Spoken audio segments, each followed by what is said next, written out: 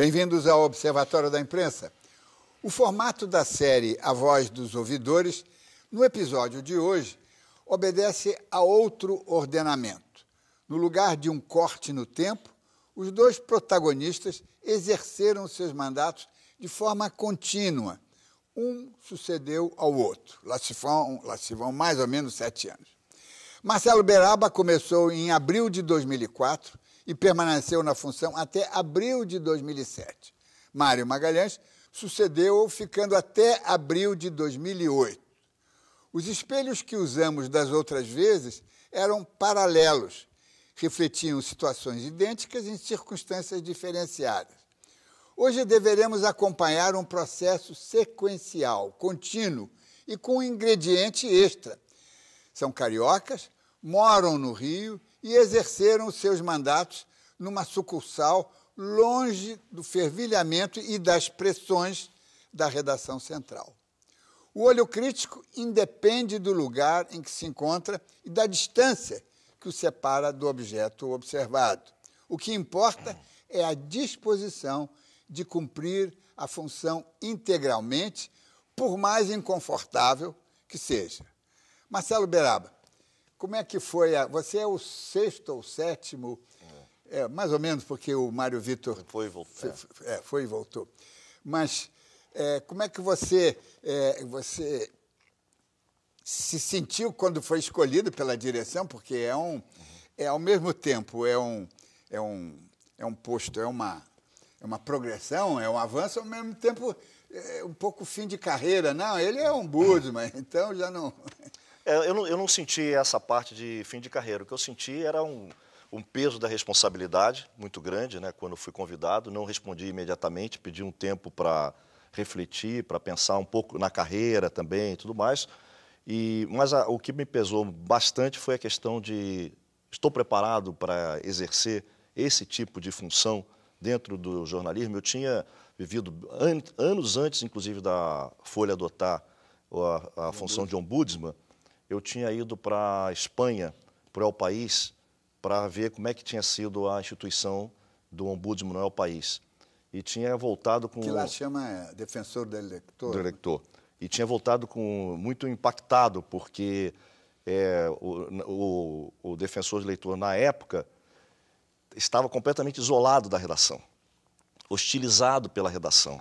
Ele tinha acabado de viver um trauma de o último grande amigo dele, dentro da redação, compadre dele, com quem ele ia aos jogos, ia assistir jogo e tudo mais, que era editor de economia, tinha rompido com ele por causa das críticas dele. Eu voltei e falei assim, bom, fiz um relatório para o jornal, mas internamente, falava, cara, essa função vai ser um problema sério.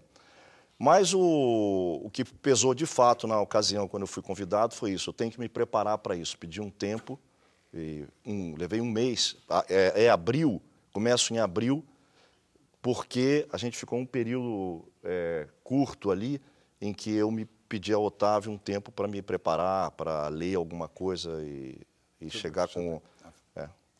E Mário, e você, como é que foi essa ascensão? Eu não sei se foi ascensão, mas eu tinha uma característica profissional distinta dos 7 jornalistas que me antecederam na função, e meu antecessor imediato, o Beraba. Eu, no jornal, não tinha tido uma trajetória de executivo. Eu tinha entrado em 1991 para a Folha como repórter. E eu sempre fui, quase sempre, porque eu entrei como editor assistente do falecido Folhetinho, suplemento para adolescentes, quase sempre fui repórter na Folha.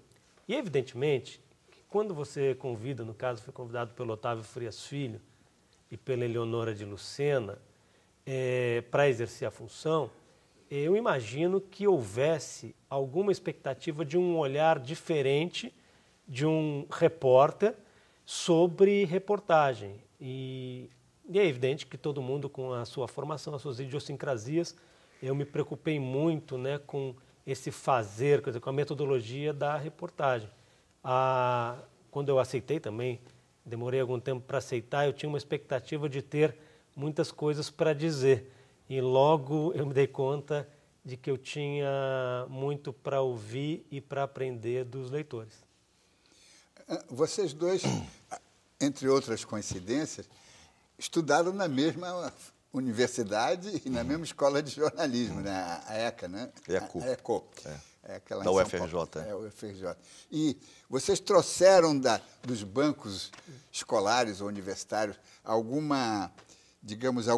preparo sobre a função do ombudsman e a necessidade da crítica à imprensa? Não, eu fiz a ECO, a UFRJ, num período assim, bastante difícil, né? Eu entrei em 71 na ECO. Então, tinha acabado de ter uma limpeza na escola, de professores e tudo mais. Funcionava ainda na Praça da República. E imagino que tenha sido, naquele momento, muito diferente da ECO que o Mário veio a pegar. Daquele meu período distante de ECO, que realmente, de alguma maneira, me fez pensar, foram as aulas de ética que eu busquei, nesse período de preparação para assumir, de rever alguns livros que naquela ocasião tinham sido indicados, e, evidentemente, livros novos, atualizados e tudo mais sobre ética. Mas o que pegou mais foi isso, porque naquele período foi um período de censura. Foi um período bastante difícil na própria faculdade, né? Agora, no seu período, você já pegou a democracia, não? Eu peguei a virada, dentro da ECO, a virada do fim da ditadura, em 1985, para o governo Sarney. E o que eu me lembro, quer dizer, não existia nenhuma cadeira na ECO, não sei se existe hoje na academia, de crítica de mídia, mas a gente tinha, mas a aula de ética, por exemplo, não se chamava nem ética, era deontologia da comunicação, em que se discutia muito deontologia e ética e pouca comunicação e pouco jornalismo. Hoje, pelas minhas visitas à academia, a cursos de jornalismo, a minha impressão é de que existe crítica de mídia em excesso e pouco ensino e pesquisa sobre o fazer jornalístico. Isso também é uma coisa grave, não é? Porque todo jornalista é um crítico da imprensa, não é? Basicamente, tem que ser. Espera-se que seja. Espera-se que seja. Mas o fazer jornalismo tem que, de certa forma, ter a prioridade, não é? E você faz e depois tem o olho crítico, né? Agora, em 71, início da década de 70, não se falava em ombudsman. Você vê que mesmo nos Estados Unidos, começa o primeiro ombudsman no final da década de 60, acho que é 67. 67, Estados Unidos, 72, Canadá. Então, não se falava, não se tinha essa ideia, essa discussão ainda dessa maneira, né? Mas quando o Nixon, quer dizer, a campanha contra o Nixon do Washington Post e depois do New York Times, ela foi acompanhada, já depois da renúncia do Nixon, houve muita matéria nos jornais de crítica à imprensa. Mas aí, isso, houve. Matéria. Isso, o pós-Watergate e tudo mais que está dizendo. Eu estava lá, 74, 75, e a discussão sobre certos procedimentos, o negócio eles chamavam de checkbook journalism, o jornalismo de cheques, né? Você comprar de uma autoria, de um funcionário público autorizado suas rememorações. Houve... Não, mas o que tinha de bom naquele período dos Estados Unidos, que era a própria investigação jornalística, e o que tinha de ruim, essas coisas, mal chegavam para nós, né? A gente estava acompanhando, a gente ficava até com inveja do que tinha de bom, né? A gente foi saber o Watergate por ler o filme e tudo mais, mas a gente no Brasil, naquele período, não sei, a dificuldade de se fazer alguma coisa naquele sentido era muito difícil. Agora, e a situação essa do ombudsman, do defensor do leitor, do espanhol, não é? Do El País, que perdeu o seu melhor amigo, o seu compadre. O último, e era o último, porque já tinha perdido todos os outros. Aconteceu isso, quer dizer, eu posso até dar uma preliminar. Vocês falaram no Otávio Frias Filho, e eu me refiro ao velho Frias, que quando eu claro, não era ombudsman, mas tinha uma função, propus a ele uma coluna de... Ele falou, olha, não se meta nisso que você só vai arranjar inimigos. Eu falei, não, eu estou disposto. Na minha preparação, naquele curto período de preparação, uma das coisas que eu fiz foi pegar todas as tuas colunas e ler todas. Tem até elas guardadas até hoje. Xeroquei tudo, guardei tudo e reli tudo, porque era realmente o que antecedia aquele trabalho ali, que depois foi mais formalizado e tudo mais. Sistematizado. Agora, quando eu assumi, já havia uma cultura interna de relação da redação com o ombudsman e o ombudsman com a redação. Quer dizer, a Folha, desde antes de adotar a função de ombudsman, desde o início do projeto Folha, em 84, a questão da crítica e da autocrítica interna já era muito forte, muito pesada. Então, eu acho que as grandes crises foram surgindo com os primeiros ombudsman, né? Eu tenho a impressão, inclusive, que o Caio Túlio viveu as maiores crises porque foi o primeiro. Foi o primeiro, exatamente. Eu me lembro que na primeira coluna dele, nós já tivemos uma crise interna de repórteres e tudo mais, reagindo àquele tipo. Então, no meu período, eu não tive praticamente nenhuma reação dessa maior. Teve um editor no final, ao final teve um editor que realmente a relação profissional tinha se deteriorado, em função de uma crítica que eu tinha feito. Mas, no geral, não... Tanto que eu, embora estivesse no Rio, ia a São Paulo frequentemente e, às vezes, passava pela redação ou no elevador subindo para o andar do ombudsman, encontrava as pessoas, não tinha nenhuma coisa mais hostil. Com você, Mário. Diniz, quem conheceu melhor a hostilidade dos jornalistas, como nós sabemos, nós gostamos muito de criticar os outros e temos resistências atávicas ao escrutínio da nossa atividade. Quem mais viveu isso foi você. Você pode falar mais do que qualquer ombudsman da Folha. Se somar todas as inimizades, ressentimentos que nós acabamos acumulando de outros contra nós como ombudsman, não dá o seu pacote. Imagino que não. Então, é pesado. Agora, a impressão do Beraba, eu acho correta, realmente já tinha arrefecida a resistência. Porém, ela era muito intensa. Eu me lembro ao ser anunciada a minha indicação, muitos jornalistas me procuraram, os jornalistas da Folha, para cumprimentar, dar os parabéns, muito entusiasmados e tal, e são jornalistas que até hoje não falam comigo, que romperam para sempre. Ou seja, e eu fui um ombudsman que, com maior ou menor intensidade na crítica, eu sempre tive um critério que era a crítica técnica. Eu discutia a questão técnica, jornalística técnica. E, mesmo assim, as pessoas não entendiam. Exatamente, as pessoas não entendiam. Houve muitos... Eu fiquei um ano, eu só fui ombudsman durante um ano na Folha, e houve muitos choques e que não... Divergência de opinião é absolutamente natural, é legítimo. Mas, muitas vezes eu notava que alguns jornalistas não entendiam a legitimidade da função do ombudsman. Ou seja, o que é o ombudsman? O ombudsman, ele deve representar a melhor síntese possível dos interesses do leitor. Essa é a ideia. Na Copa do Mundo, o Brasil levou 7-1 da Alemanha. A gente pode noticiar de 1 milhão de formas, mas foi 7-1. Então, a gente já tem, pelo menos, uma base... para defender. O jornalismo tem que informar. Foi 7-1.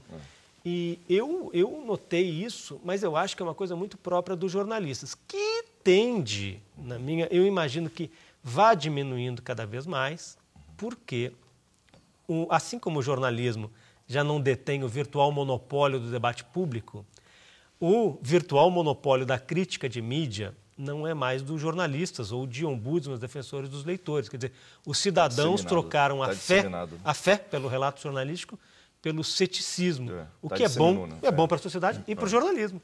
Isso é ótimo. Né? Havia um pouco essa reação que o Mário está colocando, assim, um pouco o cara fala assim, que raio é esse que esse cara sabe como a gente trabalha, não veio aqui para o fechamento e no dia seguinte está enchendo o saco da gente Não veio ralar, não está ralando. Não está ralando aqui, sabe como é que isso funciona e está agora enchendo a paciência da gente no dia seguinte com esses detalhes e tudo mais. Ditando regras. Ditando regra e tudo mais. Mas eu fazia questão na crítica diária, que era aberta, era lida pelos leitores da Folha, ou qualquer pessoa podia ler na internet, eu fazia questão de lembrar muitas vezes o que é o calor do fechamento. Eu também Ou falava seja, muito isso, comentar o jornal Relativizar, no né? dia seguinte é como comentar os erros do Filipão na Copa depois. Relativizando, Quem né? poucos falavam antes, né?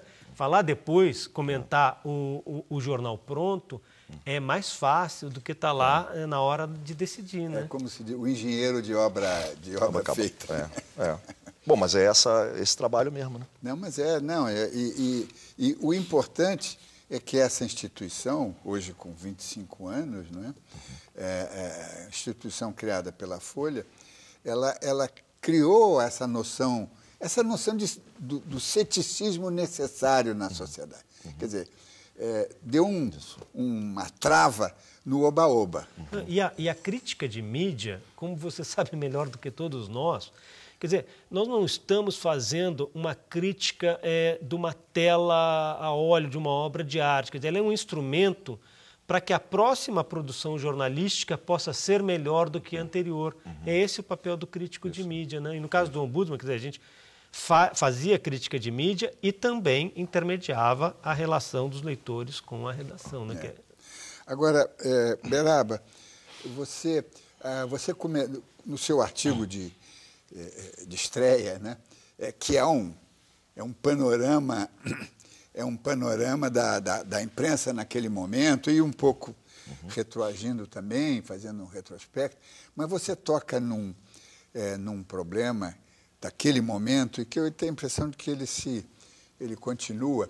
Você menciona a crise econômica que estava se vivendo e menciona também um episódio que é sempre bom lembrar, do ponto de vista histórico e referencial, é que a imprensa estava apertada, né? Quer dizer, o Brasil estava apertado, a imprensa estava mais apertada ainda, chegou a haver um processo de entendimento das partes, governo e imprensa, do BNDES criar uma linha de crédito especial para a imprensa. A situação da imprensa naquele momento era uma situação bastante difícil, porque combinava, principalmente a imprensa escrita, né, o papel, a imprensa jornalística, porque combinava algumas crises. Havia já uma crise anterior que vinha ficando cada vez mais clara, que o Mário mencionou, que com a participação cada vez mais fácil do leitor, da audiência, de credibilidade, de discussão sobre o papel da imprensa e tudo mais, havia uma crise econômica conjuntural, né, circunstancial, que é essa crise que as empresas jornalísticas tentaram negociar com o BNDES, e o BNDES tinha interesse nisso também, de alguma maneira, e havia também uma crise, vamos dizer assim, estrutural, que era com a chegada das novas tecnologias, das novas plataformas e tudo mais. Então, a combinação desses elementos, naquele momento, em 2004, fazia um quadro bastante difícil para nós, tanto que era um quadro que eu descrevia ali de muita demissão, né? Tinha sido muito corte em todos os lugares, em todas as empresas jornalísticas. Eu acho que, de qualquer maneira, não ter acontecido os empréstimos e tudo mais foi positivo, no sentido de que, intencionalmente ou não, garantiu um distanciamento das empresas de um órgão de financiamento público. Né, o que poderia, não sei qual seria o desdobramento disso. Né? Esse assunto é extremamente importante, vamos tratá-lo no próximo bloco. Por enquanto, fazemos um breve intervalo e voltamos já.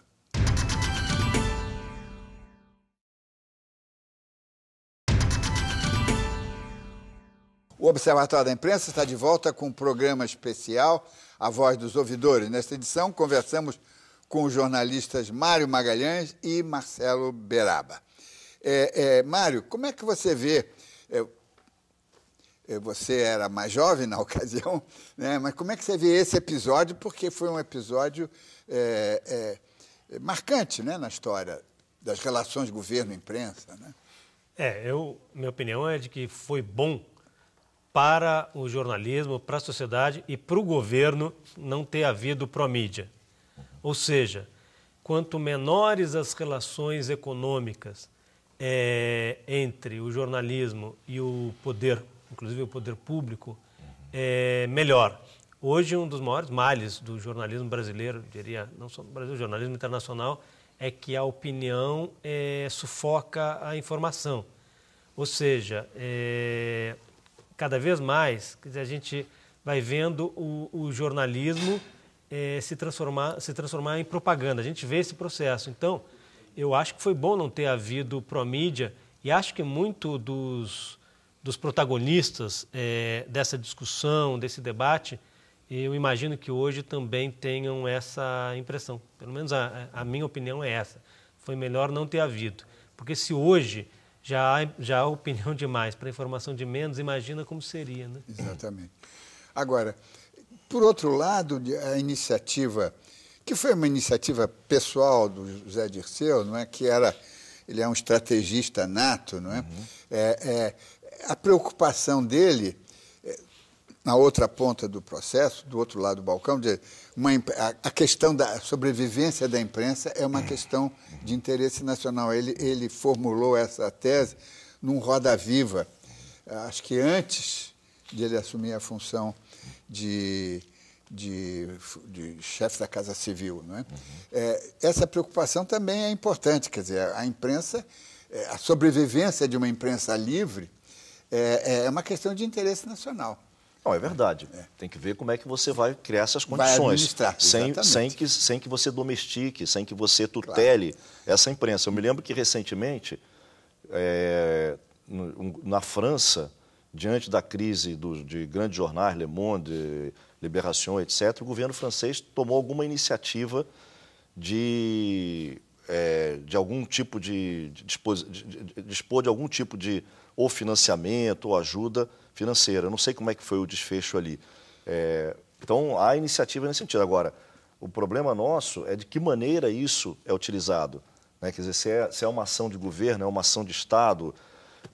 Nós já temos eu acho que nós já temos uma deformação, não é exclusiva nossa, mas que é uma coisa séria, que é o volume absurdo de propaganda oficial, de publicidade oficial, sem o intuito de serviço, mas com o intuito quase que partidário, eleitoral, ao longo de todos os tempos. É um volume muito grande, que tem um peso talvez menor em algumas empresas jornalísticas, mas tem um peso grande em boa parte das empresas menores e do interior e tudo mais. Que na minha opinião, já é uma deformação em relação à presença, né, dos governos na imprensa.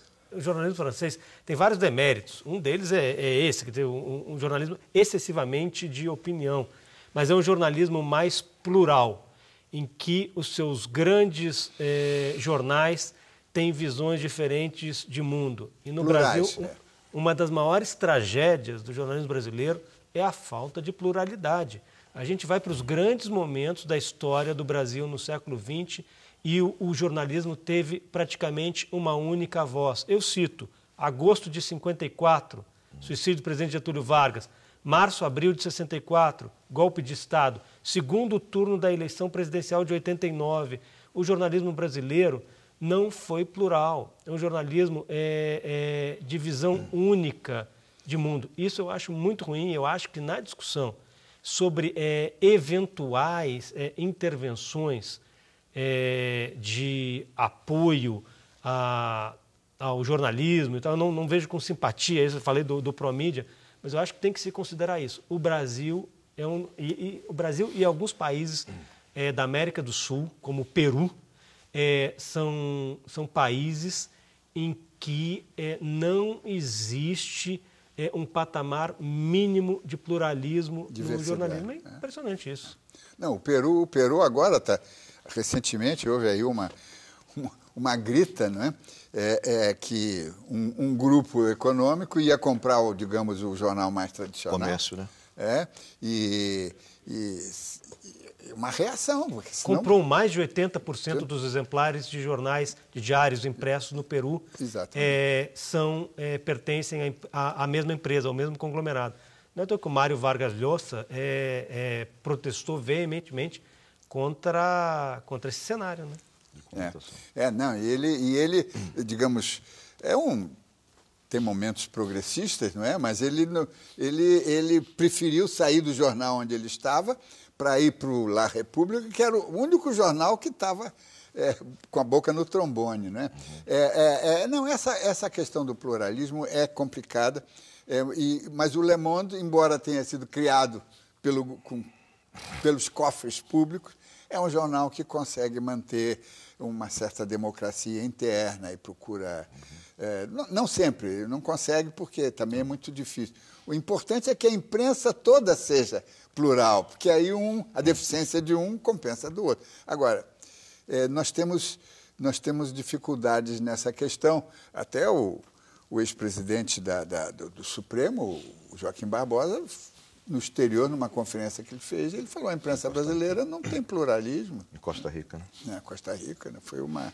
Agora, Mário, o seu artigo de estreia também tem coisas ali, tem bombas muito importantes, sobretudo quando você fala na previsibilidade do jornal, o jornal previsível, não é? Você aponta que às vezes isso é bom, mas é uma desgraça. Você usou essa palavra. O jornal previsível, que serve para qualquer plataforma, o jornalismo previsível, ele tem uma qualidade e um defeito mais claros. A qualidade é quando a gente busca determinado jornalismo, espera ter determinado padrão nesse jornalismo. E a previsibilidade é quando a gente... Tem uma canção, uma música do Torquato Neto com Gilberto Gil. A letra do Torquato fala que abro o jornal de manhã, procuro as notícias, mas eu já sabia da véspera, né? Isso serve não só para o jornal impresso, mas para a televisão, para a internet, para qualquer... para o jornalismo em qualquer plataforma, né? Ou seja, o jornalismo previsível, ele pode ser bom, mas ele pode ser justamente essa desgraça que vai fazendo com que muitos e muitos órgãos jornalísticos acabem perdendo audiência, né? Porque não atendem mais os padrões esperados. Eles não surpreendem, né? E o segredo, eu acho que o jornalismo, a essência, o segredo da mágica do jornalismo é surpreender todo dia, ou em cada edição, se for semanal, ou quinzenal, ou mensal. Surpreender. Havia um jornalista na Folha, Matina Suzuki Júnior, que tinha um mantra que era o seguinte: um jornal como a Folha, todo dia tem que ter pelo menos uma grande surpresa para o seu leitor. Claro que é difícil fazer isso, né, Beraba? Mas pelo menos as pessoas buscavam, né, surpreender. Porque o jornalismo é esse conjunto da rotina, as colunas no mesmo lugar, o layout básico, não é? Tem que ser o mesmo, e surpreender no conteúdo. Está cada vez mais difícil, né?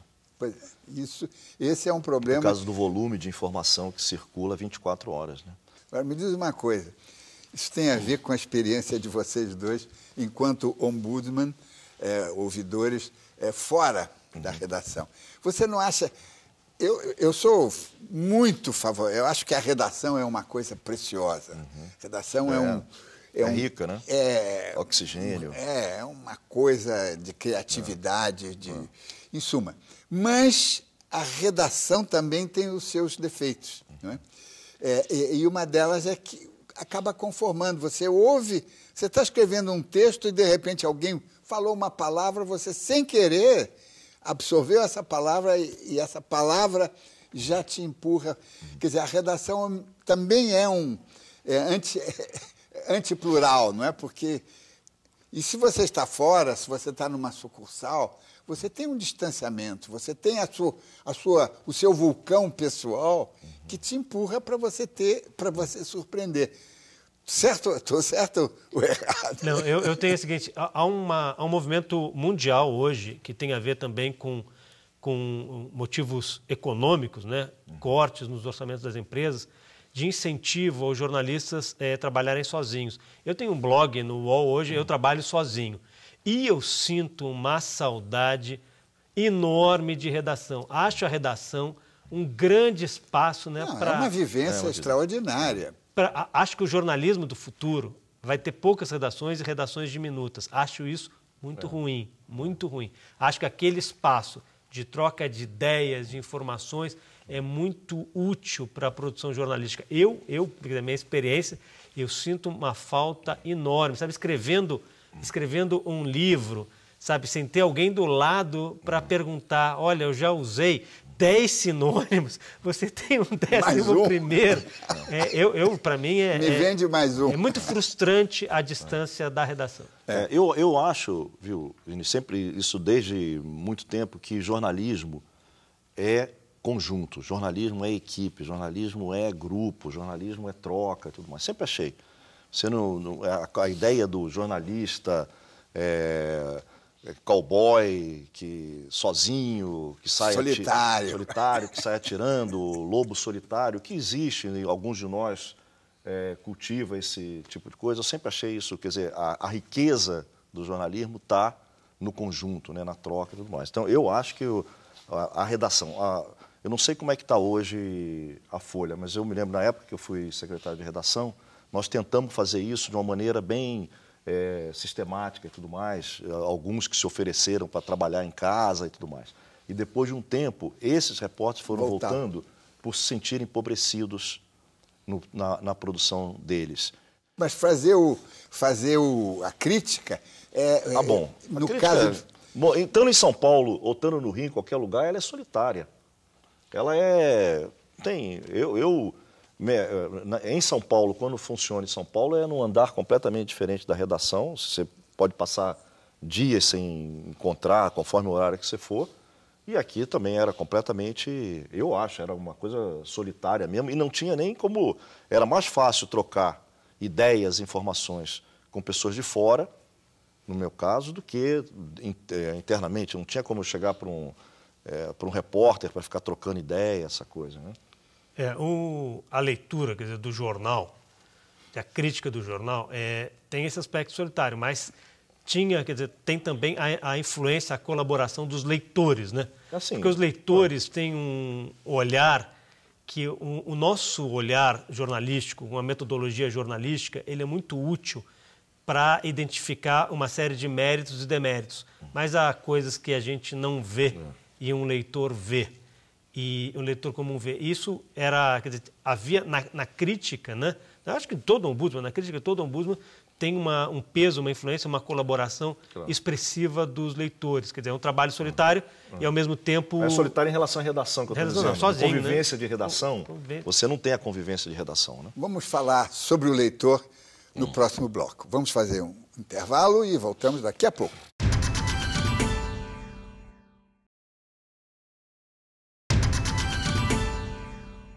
Estamos de volta com o Observatório da Imprensa, que hoje entrevista os ex-ouvidores ombudsman da Folha de São Paulo, Marcelo Beraba, Mário Magalhães. O papel do leitor e as dificuldades contemporâneas em lidar com tantos leitores já medianamente informados, desinformados, mas eles já vêm com uma bagagem de fiapos de dados, não é? Como é que vocês veem essas... Marcelo, vocês veem essa... hoje o leitor está aí, tem opinião própria, sentenças definitivas. O ombudsman já está lidando com um leitor diferente, que já se comunica e talvez... Não sei se caíram as consultas. Eu não tenho ideia. Quando eu assumi, em 2004... eu tive ao longo de 2004, mais ou menos 7.300 consultas de leitores. Em geral, praticamente todas de cobrança, né? Claro. Não existe elogio, né? Praticamente não tem elogio. Quando eu saí, em 2007, o ano de 2006 inteiro tinha tido cerca de 13.300, ou seja... Houve um crescimento muito grande de procura de leitores, num período, inclusive, que o jornal, em alguns momentos, até tinha caído a circulação e depois estabilizado a circulação. Ou seja, a internet teve um impacto muito forte e positivo. O primeiro ombudsman, o Caio, era praticamente carta escrita à mão, não é isso? Ou telefonema, né? No meu período, imagino que tu, Mário, a mesma coisa, já não tinha mais isso. Carta, a gente deve ter recebido uma ou outra, telefonema raríssimo e tudo mais. Era tudo por internet. Bom, eu não sei como é que foi a evolução depois. O que eu vejo quando eu voltei para a redação, para o trabalho todo, tem esse desafio de você organizar a edição para atender essa confusão, esse caos, tentar de alguma maneira trabalhar esse caos, quer dizer, esse leitor que já pegou alguma coisinha daqui, outra dali, acha que está informado, mas enfim. Agora, tem um outro desafio, principalmente para os jornais, que tem um leitorado menor, não é isso? E que fala para alguns setores, né, e não é tão amplo, que é um desafio do aprofundamento da informação, ou seja, a qualificação do jornalista, ela foi ficando cada vez mais uma exigência em função, tudo bem, tem esse caos, o cara que não sabe direito, agora tem um leitorado, tem uma audiência muito mais qualificada, que sabe muito mais, conhece muito mais profundamente os assuntos do que aquela audiência quando eu comecei em jornal no início da década de 70, que praticamente você não tinha comunicação, né, e você não tinha retorno dos jornalistas, satisfação dos jornalistas, isso mudou muito. Então, a necessidade de você ter hoje jornalistas, de fato, qualificados, que conheçam bem os assuntos, é cada vez maior. Então, tem o problema da edição por causa do caos, mas tem o problema da necessidade de você responder a um leitorado mais qualificado, mais exigente. No caso dos jornais impressos. Tem muito isso. Mário, tem aí um assunto que é muito importante. Você foi, acho que o único, não sei, ouvidor, ombudsman, que teve um problema com o jornal. Né? Houve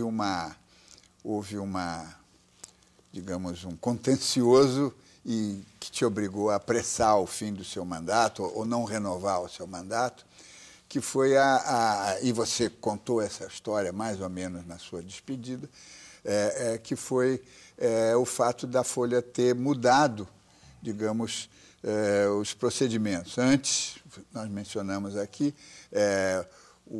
os comentários durante a semana, internos, eram disponibilizados na internet, quer dizer, eram públicos ou semipúblicos. Num determinado momento, esses comentários ficaram reservados ao ambiente restrito da redação. Isso deixou você um pouco inconfortável, né? Eu gostaria que você contasse esse episódio, porque encerrou-se de uma forma elegante, você saiu, você contou essa história claramente, quer dizer, não há aqui vilões. Houve uma mudança nas regras e houve, digamos, um trauma. Eu gostaria que você contasse isso. Em síntese, bom, eu fui o 8º ombudsman da Folha e fui o primeiro ombudsman para o qual foi apresentada uma condição para renovação que mudava o procedimento de atuação do ombudsman até então. Alguns ombudsmans antecessores já haviam introduzido esse procedimento de divulgar na internet diariamente as suas críticas, a crítica é feita diariamente pelo ombudsman da Folha. E o jornal decidiu, de maneira legítima, considerei errada, mas legítima, retirar essas críticas diárias da internet. Eu não concordei e não fui convidado, portanto, para renovar o mandato. Tudo ocorreu de acordo com a Constituição, com as normas do jornal. Tanto que eu continuei trabalhando ainda muitos anos na Folha e hoje trabalho no Grupo Folha, né, tenho um blog no UOL. Então foi mais ou menos isso que ocorreu. Mas eu queria voltar, que o Uberaba estava falando, estava me ocorreu o seguinte: o consagrado slogan do Observatório da Imprensa se revelou um prognóstico certeiro. Você nunca mais vai ler jornal do mesmo jeito. Ninguém mais lê jornal ou acompanha o jornalismo do mesmo jeito. Uberaba estava lembrando o que foi o processo de crescimento do Ombudsman da Folha no jornal e nos leitores, em 1991, é a estatística mais antiga que se tem, 3.700 vezes o Ombudsman foi acionado no ano por leitores. O Ombudsman que teve o maior crescimento durante o seu mandato de procura de leitor foi o Beraba, 2004 a 2007. No ano de 2007, em que a gente faz a transição, é o ano que marca um recorde de atendimento dos ombudsmans da Folha, com 13.700 atendimentos. O que eu imagino é que hoje, como há muito mais instrumentos para os leitores terem acesso aos jornalistas, talvez esse atendimento não seja mais tão numeroso. Porém, eu acho que o trabalho do ombudsman, ou seja, a intermediação do contato com a redação, com critérios formais de cobrança, e de crítica de mídia com base em critérios não partidários, idiosincráticos ou de humor, mas de critérios da metodologia jornalística, são mais importantes do que nunca. Porque hoje é um ganho social, todo mundo, quer dizer, a crença cega, a fé nos relatos jornalísticos se transformou, quer dizer, em ceticismo, é muito bom, mas, por outro lado, todo mundo é capaz de dar um pitaco com base em preconceitos, opiniões preconcebidas, sem empregar, quer dizer, o aprendizado, todo esse arcabouço teórico, prático que um jornalista tem para discutir metodologia. Ou seja, eu desconfio que, do ponto de vista da crítica jornalística, o trabalho hoje do ombudsman da Folha seja mais importante do que nunca foi. E aí você tocou num ponto que eu devolvo para o Marcelo Beraba, que é o seguinte: Marcelo, e você é talvez o único a quem eu posso fazer essa pergunta, porque você foi ombudsman da Folha e hoje está trabalhando num concorrente da Folha. Por que o resto da imprensa não embarcou nesta maravilhosa e penosa aventura de fazer a ouvidoria? Diniz, no período todo em que eu fui ombudsman, várias vezes eu fui questionado sobre isso, né? Então, da minha reflexão, quer dizer, é mais um chute do que propriamente conhecer o que levou cada empresa a não adotar. Eu imagino que, primeiro, tem um custo. Não é tão barato assim, quer dizer, você tem que sustentar dentro de uma redação que tenha limitações orçamentárias. Você está tirando vaga de produção. Mas isso é um peso mesmo em alguns lugares. No caso da Folha, por exemplo, é uma estrutura mesmo. Tem secretária, tem assistente, essa coisa toda. Há um outro fator que eu acho que é o seguinte: é muito difícil você ter um ombudsman, uma empresa ter um ombudsman, porque é aquela função que diariamente vai te questionar diariamente. Quer dizer, você tem que ter... É o calo. É um calo. É evidente que essa função de incomodar está dentro da estrutura de todas as redações, através do seu editor-chefe, do seu diretor, né, dos editores. Quer dizer, inclusive esse é um argumento que várias empresas deram ao longo do tempo. O New York Times, até adotar o ombudsman, tinha exatamente esse argumento. Nós não adotamos porque isso é uma função do editor-chefe, do diretor de redação, tudo mais. Mas não é fácil você estar diariamente sendo criticado, e no período da crítica pública que você publicava, era mais difícil ainda. Você imagina, todos os dias, os teus concorrentes saberem o que alguém de manhã comparou o teu jornal com o outro e disse que o outro está melhor que o teu. É isso? Diariamente. Então, é um exercício interno muito difícil de abdicação de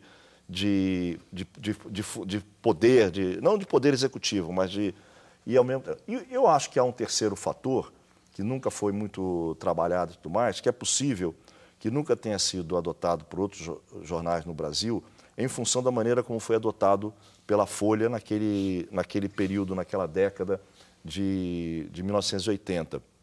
Porque foi um período de um acirramento muito grande entre a competição entre as empresas.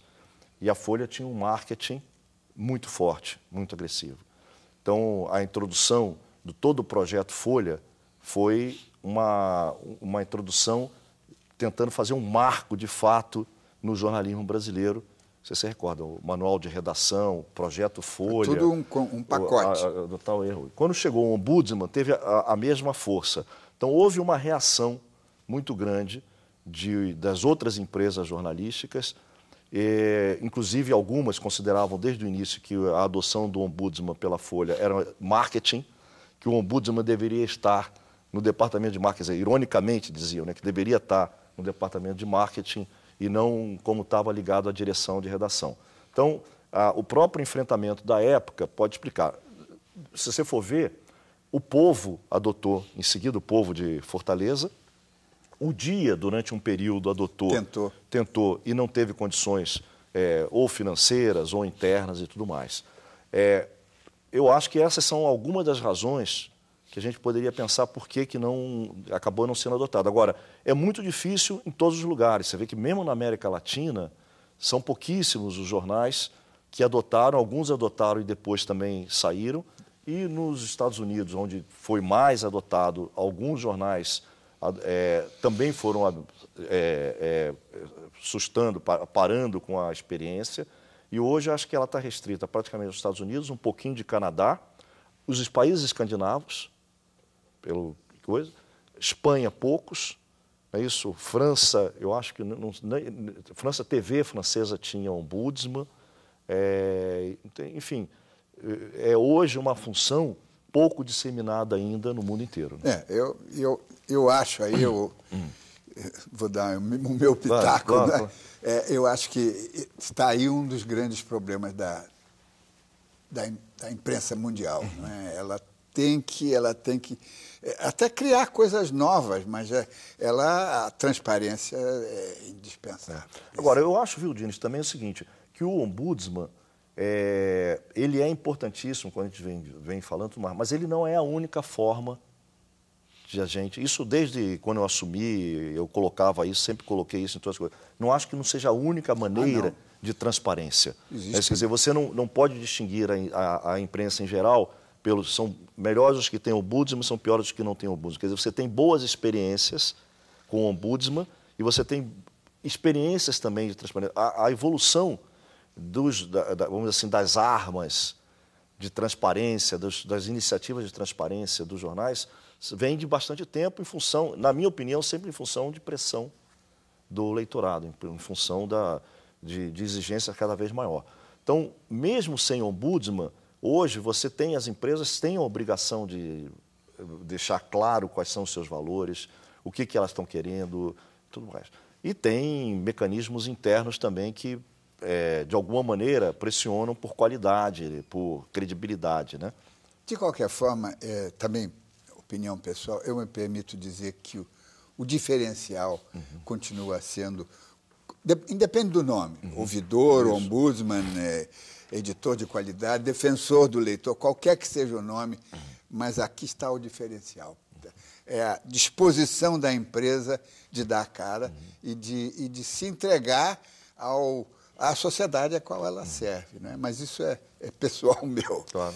E assim nós chegamos ao final desta edição e vou agradecer aos jornalistas, companheiros Mário Magalhães, Marcelo Beraba, pela educativa presença aqui neste programa, dessa série A Voz dos Ouvidores, e quero aproveitar para lembrar que, assistindo ao Observatório da Imprensa, pela TV, pelo rádio, pela internet, você nunca mais vai ler jornal do mesmo jeito.